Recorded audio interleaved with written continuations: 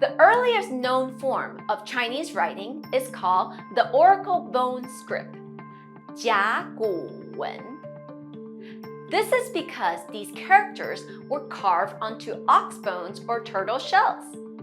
Chinese emperors used these oracle bones to ask their gods what was going to happen in the future. In fact, the word oracle in oracle bone script means something that tells the future. However, bones were heavy to carry, so people began writing on bamboo strips instead. They rolled these strips into scrolls, but these too were heavy and hard to transport. So Chinese emperors started writing down laws and orders on silk, a beautiful but very expensive fabric. Unfortunately, silk was simply too expensive for everyday writing. What could be done? Bones and bamboo were cheap, but too heavy. Silk was light to carry, but too expensive. In the end, it was the invention of paper, 纸, that saved the day. Paper is actually made out of tiny bits of cloth and plants.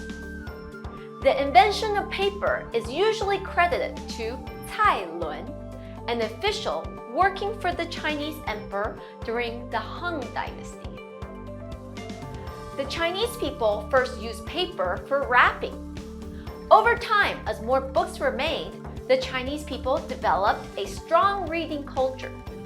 By the late 6th century, an educated person was expected to own at least a few hundred scrolls or books. Chinese people even started to use toilet paper. By the 10th century, the Chinese government had produced the world's first known paper money. Chinese papermaking eventually spread to other parts of the world so that more people could write, read, and own books. This is why papermaking is referred to as one of the 4 great inventions of ancient China, 四大发明, along with the compass, gunpowder, and woodblock printing. 小朋友, we learned that paper is a very important invention from ancient China. So let's learn how to write the word for paper, 纸. But first, a culture jam. Let's see what's inside. What are these cute little wiggly worms? They are silkworms.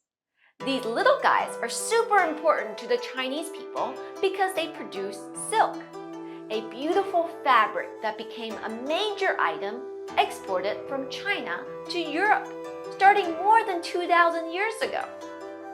Silk was such a prize item that the trading route connecting China and Europe eventually became known as the Silk Road.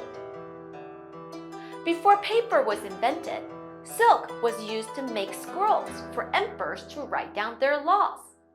Hence, these little silkworms made their way into the Chinese language and became this radical, which is what we see on the left side of 纸.